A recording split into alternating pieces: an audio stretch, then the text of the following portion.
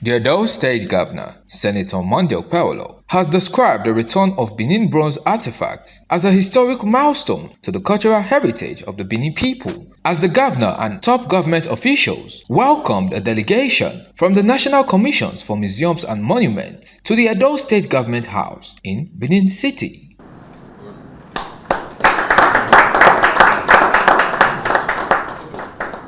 Addressing the delegation, Governor Okpebholo described the return of the artifacts to Edo as a historic moment, as he commended the Swiss government and all channels involved in the restitution process, stressing the importance of the artifacts to the traditional institution.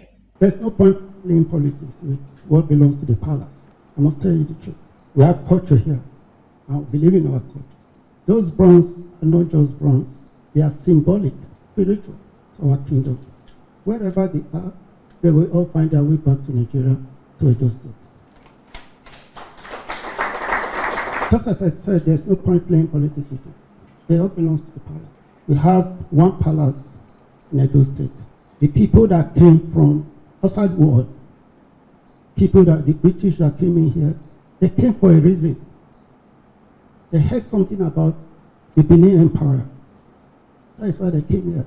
And they find this thing very interesting, and they took them back out of this country, to their country. So now I'm happy that the Swiss government have decided to say, yes, let's return this back to the owners. Restitution, even in the Bible, is there. So whatever sin you have committed and you did your restitution, you are forgiven. I want to thank them. I want to thank your government for taking the initiative, bringing this bronze back to our palace. We'll be happy. Our spirit, our gods will also be very happy with what you have done. The Director General of the National Commissions for Museums and Monuments, Okpebholo, announced that the visit aimed at strengthening collaboration with the Edo State government, as he stressed the importance of the historic return of the bronze artifacts, which are deeply rooted in the history of the Benin people. He also commended the Swiss government for its eagerness in facilitating the return of the artifacts. The reason we're here today is a very important reason. As you're aware, with the topic of restitution and the returning of Benin bronzes, Benin is ground zero when it comes to that aspect. And the National Commission for Museums and Monuments is the front runner in the battle for restitution.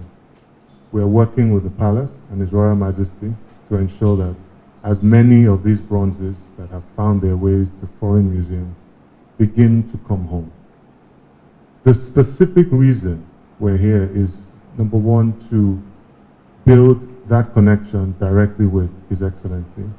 And also, tomorrow, we will be at the Palace to symbolically present some of the returning artifacts to His Royal Majesty for... Thank you. Representatives of the Swiss government recounted the significance of the historic return of the bronze artifacts to Edo State, as they expressed hope for lasting partnerships and improved relationships between both countries. He was in town in Lagos, in particular Monday, where we had the pleasure finally to sign an agreement in regard to this restitution.